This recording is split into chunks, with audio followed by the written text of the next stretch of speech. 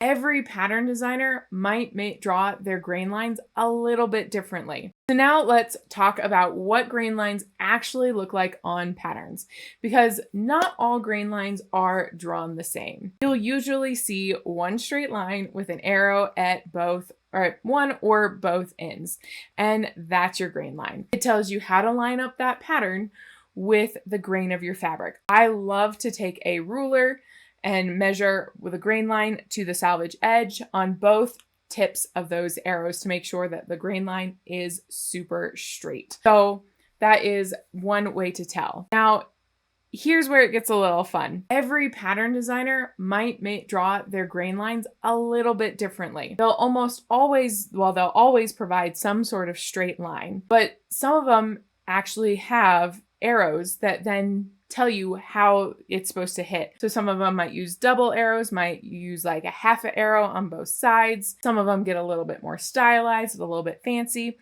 And sometimes when you're working with them, depending on how they draw their arrows, tells the person who's cutting it or making it how they actually want that garment pulled out. If they want it on the straight of grain or if they want it on a cross grain, they might use slightly different arrows. So if you're ever unsure of where to place your pattern, go back to the grain line and take a look.